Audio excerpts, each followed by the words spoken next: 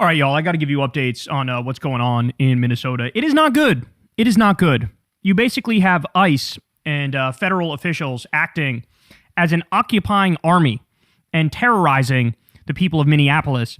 And now Trump is openly threatening invoking the Insurrection Act. And in fact, I believe certain troops have been put on notice, on standby, to potentially be sent in there. So this is not good. Let me start with a little bit of good news, and then I'll give you all the updates on the ground. So look at this. A federal judge in Minnesota has just ordered restrictions on ICE's tactics against protesters, including stopping cars that aren't obstructing them. Federal agents are hereby halted from retaliating against persons who are engaging in peaceful and unobstructed protest activity, including observing the activities of Operation Metro Surge. So in other words, if they're following you, you can't say shit, you can't do shit. They're well within their legal rights to follow you and record you.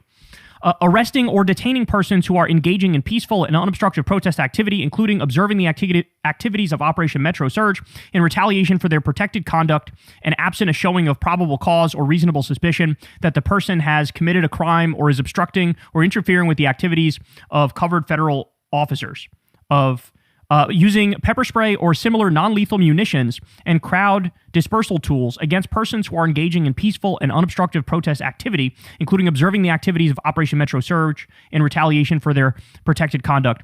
So they're saying you can't use the tear gas, you can't use the pepper spray and stuff like that. And stopping or detaining drivers and passengers in vehicles where there is no reasonable articulable suspicion that they are forcibly obstructing or interfering with covered federal agents or otherwise violating that part of the law. The act of safely following covered federal agents at an appropriate distance does not by itself create reasonable suspicion to justify a vehicle stop. So, all this is great news. Will they actually listen?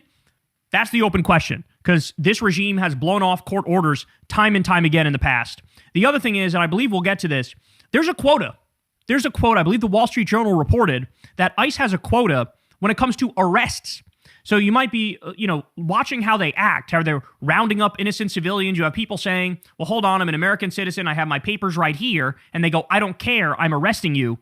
Well, come to find out, there's a quota for arrests. And if they hit the quota, they get bonuses like cash and stuff like that. And so that's why they're like, they're terrorizing people and they're arresting whoever for whatever reason or non-reason they want.